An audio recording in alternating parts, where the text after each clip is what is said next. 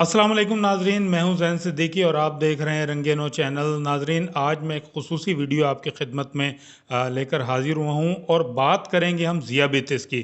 ज़ियाबितिस जो है बड़ा अहम और ख़तरनाक जो है वो मर्ज़ है और इसके हवाले से गुफ्तगू करेंगे। मेरे साथ मौजूद हैं माहिर अमराज ज़ियाबितिस और आप जो है आँखों के अमराज के भी माहिर हैं।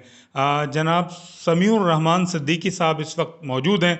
हम इनसे जो है जो ज़ियाबितिस है उसके मर्ज़ की भी बात करेंगे और इसकी अलामात की भी बात करेंगे, तशख़ीस और इलाज की भी बात करेंगे। आइए गुफ्तगू का आगाज़ करते हैं। इससे पहले कि मैं गुफ्तगू का आगाज़ करूं, आपसे दरख्वास्त करूंगा कि रंगे नौ को सब्सक्राइब कीजिए, वीडियो को लाइक कीजिए और इस वीडियो को शेयर कीजिए, क्योंकि ये वीडियो आपके लिए बहुत मालूमाती होने वाली है। आइए गुफ्तगू का आगाज़ करते हैं। अस्सलाम वालेकुम डॉक्टर साहब। वालेकुम अस्सलाम। डॉक्टर साहब खैरियत से हैं आप? अल्लाह का शुक्र है जी, आप ठीक हैं?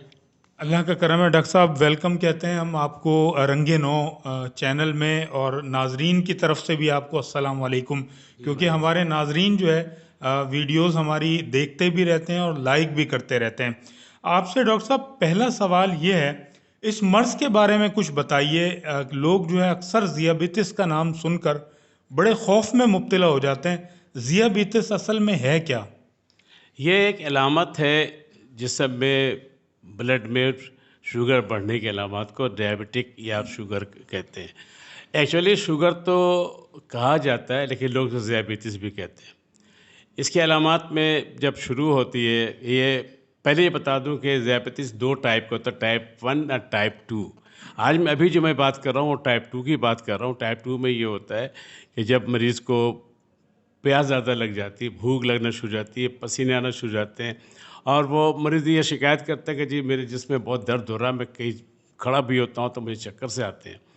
तो ये अलामत ज़ाहिर होने की सूरत में मरीज़ सबसे पहले डॉक्टर के पास जाते हैं और उनसे जाके बताते हैं कि डॉक्टर साहब हमें ये अलामत है, तो आप क्या कहते हैं? तो उससे पहले हम उनका टेस्ट करवाते हैं। 2 किस्म का टेस्ट होता है, एक होता है फास्टिंग और उसके जो 8-10 से 12 घंटे के नहर मुँह में जा लोग जाकर फास्टिंग टेस्ट कराते हैं। फास्टिंग के फ़ौरन 2 घंटे के बाद एक टेस्ट होता है, उसको कहते हैं पीपी टेस्ट। वो होना चाहिए जिस तरह फास्टिंग 100 से बिलो होना चाहिए, इसी तरह ये 140 के लगभग होना चाहिए। इसी तरह एक तीसरा टेस्ट है रैंडम, जो खाने के बाद किसी वक्त भी कराया जा सकता है। ये भी 160 तक हम इसको कहते हैं कि करा लें। अब अगर मरीज़ ने वो टेस्ट करवा लिया है तो यकीनी बात है कि जिस डॉक्टर के पास जाएंगे उन्हें चाहिए कि इसको देखें। लेकिन बदकिस्मती से हमारे यहाँ होता ये है कि जब मरीज़ ने कहा कि जी मुझे शुगर है, तो उन्हें बहुत कुछ बताने के बजाय फ़ौरी तौर पर दवाएं प्रिस्क्राइब कर दी जाती हैं कि जाइए ये खाएँ। उन्हें ये बताया जाता है कि डायबिटिक की कितनी किस्में हैं। मैं आपको वाज़तौर बता दूं कि डायबिटिक की इस वक्त 2 किस्में होती हैं और ये डायबिटिक होता क्यों? ये एक ही किस्म के खाने यानी कार्बोहाइड्रेट से ही जन्म लेता है। कार्बोहाइड्रेट में क्या-क्या आता है जी? अनाज, सारे फल, चीनी, शहद, गुड़, ये सब दोनों तीनों चीज़ें, ये दोनों चीज़ें, तीनों चीज़ें ये आता ही है कार्बोहाइड्रेट से ही। अब कार्बोहाइड्रेट में जो चीज़ें आती हैं, हमें अफ़सोस से कहना पड़ता है कि इन बातों को बताने के बजाय पहले दवा लिख दी जाती है। अब वो सुबह एक टैबलेट खाता है जी, कंट्रोल हो जाता है, फिर दोबारा जाकर शिकायत करता है कि डॉक्टर साहब हमारा दोबारा ये हो रहा है, तो दोपहर में एक गोली ऐड कर दी जाती है। मसला नहीं कि दवाओं को ऐड कर दिया जाता है, उनके असल महरक़ात को नहीं बताया जाता है कि आपने क्या करना है कि आपसे डायबिटिक दूर, शुगर दूर भाग जाए। अच्छा डॉक्टर साहब, आप को मैं थोड़ा सा यहाँ इंटरप्ट करूँगा। मुझे ये पूछना है आपसे कि कितनी शुगर का लेवल कितना हो तो मरीज़ ये समझे कि मुझे शुगर हो गई है? देखिए, सुबह नाश्ते के बाद, नाश्ते से पहले फास्टिंग जो कहते हैं बिलो 100, और दूसरा टेस्ट है नाश्ते के बाद आफ्टर 2 आवर्स, जिसको हम पीपी कहते हैं। ये आफ्टर 2 आवर्स हो, ये भी 140 और 60 के दरमियान हो, तो इसका मतलब है कि उन्होंने बड़ा अच्छा कंट्रोल किया डायबिटिक को। तीसरा जो टेस्ट होता है वो रैंडम कहलाता है। रैंडम किसी भी वक्त में से हो सकता है, वो भी 160 तक होना चाहिए। अगर आपने ये कर लिया या डायबिटिक मरीज ने ये कर लिया, तो इट मीन्स के इन्होंने बहुत अच्छा कंट्रोल किया है डायबिटिक को, शुगर कंट्रोल किया है। और ये करने के बाद फिर मज़ीद जो इलाज के लिए आप तशख़ीस के लिए जाना, इलाज के लिए जाएँ। तशख़ीस के लिए ये होता है कि ये टेस्ट लेकर जब आप डॉक्टर के पास जाएंगे तो आपको बताएंगे कि किस तरह आपने कंट्रोल करना है। इतना ये है कि नहीं है कि जब आप गए और जो दवाई लिख दी गई और आपने उसको दवा इस्तेमाल कर लिया और उसके बाद आप फिर दोबारा गए। मैं दवा ज़्यादा इस्तेमाल करने के फेवर में नहीं हूँ। जहाँ तक सवाल है कि सबसे पहले जो मैं मरीज़ को कहता हूँ कि देखिए जी, आप एक्सरसाइज का, डाइट का ख्याल करें, एक्सरसाइज करें, तीसरे नंबर पर दवाओं का इस्तेमाल करें। जबकि हमारी उल्टा होता है, दवा पहले बताई जाती है और खाना उसके बाद बताया जाता है और एक्सरसाइज तीसरा बताया जाता है, जबकि ये इंतहाई गलत है। ऐसा नहीं होना चाहिए। मैंने बहुत से मरीज़ों को देखा है, बल्कि ये देखा है कि उनको जब तक एक सही बात ना बताई जाए उन बेचारे का काम होता नहीं। वो यहाँ से वहाँ, वहाँ से वहाँ भटकते फिरते हैं। उन्हें मालूम नहीं होता कि शुगर है क्या, ये क्या इलामत है, क्यों होता है, कैसे होता है। अच्छा डॉक्टर साहब, मैं ये पूछना चाहूँगा कि किसी फ़र्द को महसूस होता है कि जी मुझे शुगर हो गई है। अब वो चेक भी नहीं करवाता लेकिन अलामात अंदर उसके मौजूद होती हैं। तो कैसे पता चला है इब्तिदाई तौर पर वो फ़र्द कि उसको शुगर है? जनाब, ये एक ऐसा सवाल है, मोस्टली हमारे यहाँ जो लोग हैं इस बात पर तैयार नहीं होते, एक्सेप्ट नहीं करते कि मुझे शुगर है। वो बहाना करते, उससे पूछा भाई आपको शुगर है? नहीं डॉक्टर साहब, मुझे शुगर नहीं है। जब मेरे ज़ख्म कटता है, फटता है, बिल्कुल भर जाता है 2 दिनों में, 3 दिनों में, तो ये तो हमें शुगर तो नहीं होता है। उन्हें बताया जाता है कि भाई आपका जो रेस्ट रिपोर्ट है वो बता रहा है कि आप डायबिटिक के मरीज़ हैं, आपको शुगर हो गया। वो कहते नहीं, हमें तो कोई ऐसी अलामत ज़ाहिर नहीं हो रहा, मैं क्या उसको बताओ करूँ। तो ज़्यादातर लोग अवॉइड करते हैं और ये अननोन केस ये बाद में जाकर ख़तरनाक बनता है। जो 2 टेस्टों के बाद वो अपने आप से ये समझौता कर लेते हैं कि नहीं, कोई ख़ास बात है, शुगर नहीं है मुझे। यकीनी बात है, जब वो मरीज़ अगर ये कह दे कि हाँ जी ठीक है डॉक्टर साहब, आप मेरा देखें, इलाज करें, बताएं, तो मैं अपनी हद तक बात करूँगा। मैं मरीज़ों को सबसे पहले जो बात करता हूँ, एक्सरसाइज, डाइट और मेडिसिन। उसके बाद फिर उनको देखता हूँ करना क्या है, किस तरह करते हैं। अब जो सवाल मेरा मेरा ये जवाब है, कार्बोहाइड्रेट और कॉम्प्लेक्स कार्बोहाइड्रेट, सिंपल कार्बोहाइड्रेट्स, कौन सा खाना चाहिए, कौन सा नहीं चाहिए। देखिए, सिंपल कार्बोहाइड्रेट्स में जो आता है वो है शुगर, चीनी, गुड़, शहद और 2-3 चीज़ें शामिल इसमें चीज़ें आती हैं।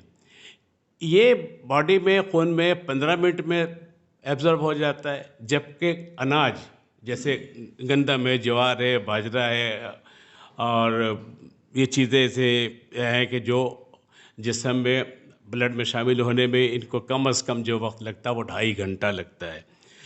तो यकीनी बात है, जो चीज़ फ़ौरन जल्ब हो जाए, फ़ौरन हल हो जाए, वो सिंपल कार्बोहाइड्रेट है, सिंपल का नहीं खाना है और कंपाउंड को खाना है। कंपाउंड में भी आपको सुन के हैरत होगी कि बाद लोग ये कहते हैं कि जी डॉक्टर साहब, हमने चीनी चाय में पीना बंद कर दिया। उन्हें ये पता ही नहीं है कि जो रोटी आप खाते हैं, यकीनी बात है 100 ग्राम की रोटी में अप्रॉक्सीमेटली 8 से 12 चमचा शक्कर चीनी मौजूद होता है।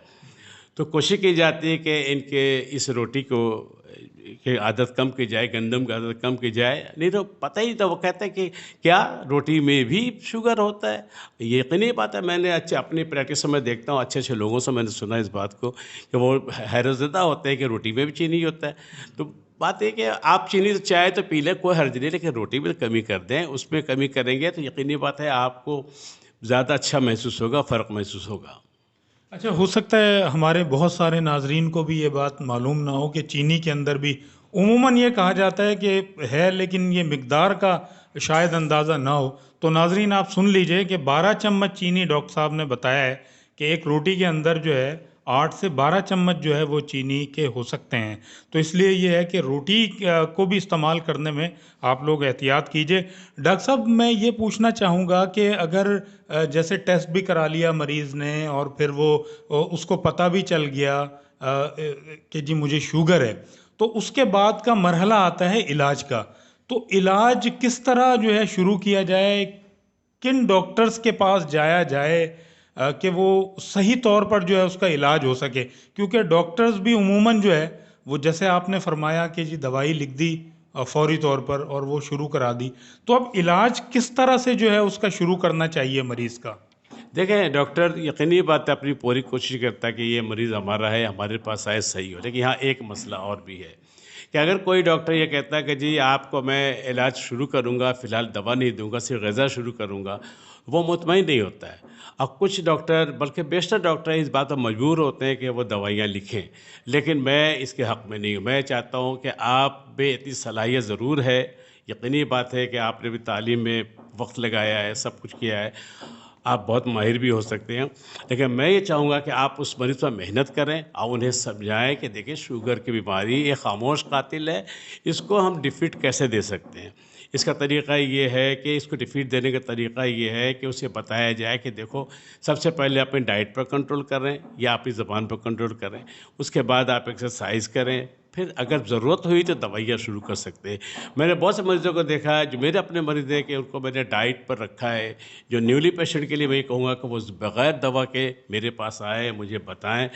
विदाउट दवा इंशाअल्लाह उनका शुगर कंट्रोल हो जाएगा, लेकिन जो लोग दवा इस्तेमाल करें उनमें भी कमी हो सकती है, बशर्ते कि वो हिम्मत करें, मेहनत करें और हमारे बताए हुए बातों पर अमल करें। यकीनी बात है, डॉक्टर उनको सब कुछ बताएगा, सब कुछ बताता है, ये नहीं कि नहीं बताते। लोग शिकवा-शिकायत तो करते हैं कि जब वहाँ गया, ये हुआ, वहाँ गया। हाँ, लेकिन ये ज़रूर है कि डोज़ को इंक्रीज़ ना करें, हर बार इंक्रीज़ करेंगे वो तो मरीज़ लेता जाएगा। एक वक्त आता है कि चंद महीने बाद, साल बाद, 2 साल बाद, फिर जब उसको दवाइयों से कंट्रोल नहीं होगा तो हम उसको इंसुलिन पर डालते हैं। अगर एक बार इंसुलिन पर डाल दिया तो पूरी ज़िंदगी वो इंसुलिन पर ही रहेगा। उसे असल बात बताई जाए, सही बात बताई जाए कि आप, मैंने देखा है कि आप डायबिटिक के मरीज़ को कॉम्प्लेक्स और सिंपल के बारे में बताया ही नहीं जाता किसी हाल में भी। आप उन्हें बताएं, खुदारा उनको बताएं कि क्या होता है, मेहनत करें। आप ये मत डरें, चाहे जनरल प्रैक्टिशनर हो, चाहे कोई भी डॉक्टर हो, कि मरीज़ भाग जाएगा।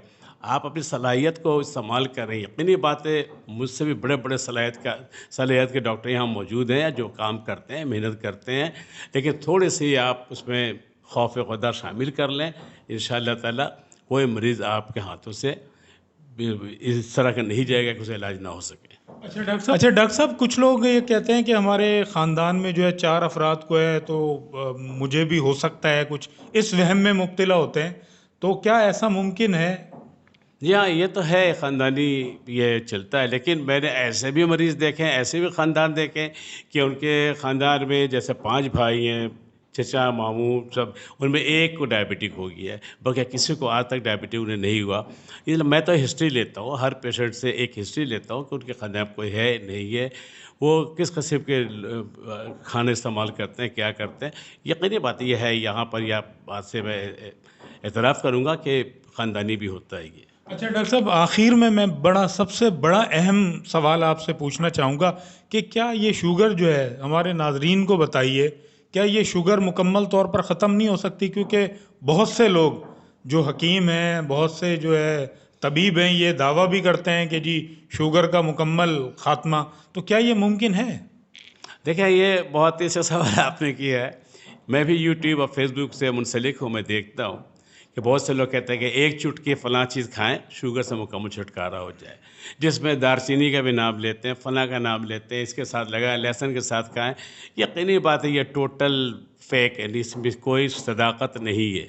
इसमें ये देखें, जड़ी-बूटियों से इनकार तो मुमकिन नहीं, लेकिन वो कैसे इस्तेमाल किया जाए, कब इस्तेमाल किया जाए, ये कोई सही तरह से ना बता सकता है, ना वो किसी किस्म से वो एक्सप्लेन ही नहीं कर सकता है। ये आपका सवाल दुरुस्त है कि आजकल के इस दौर में यूट्यूब जब आप खोलेंगे तो आपको बेतहाशा लोगों को, आपको सिर्फ शुगर क्या, वो दिल के अमराज, शुगर अमराज, फला अमराज, सारे बारे में बताते हैं कि ये ऐसा हो सकता है, आपको बिल्कुल रहेगा और ऐसे कर रहे हैं। बल्कि मैंने तो एक दो डॉक्टर, उनका नाम ऐसे डॉक्टर आता है, लिखा है वो डॉक्टर लाओ जो कहता है कि शुगर ख़त्म नहीं होता। देखिए, शुगर कभी ख़त्म नहीं होता, ये कंट्रोल होता है। कंट्रोल अगर हो जाए तो ये भी एक बहुत अच्छी अलामत है, बहुत अच्छी बात है। शुगर ख़त्म नहीं होता कभी भी, हमेशा कंट्रोल होता है, और इसका कोई मज़ीद इसके बारे में कुछ ना ही पूछे तो बेहतर है। चलें नाज़रीन, आपने गुफ्तगू सुनी। डॉक्टर समीउर रहमान सिद्दीकी हमारे साथ मौजूद थे। बड़ी तफसीली तौर पर इन्होंने बताया है, और ये भी बताया है कि जी शुगर ख़त्म नहीं हो सकती, कंट्रोल हो सकती है।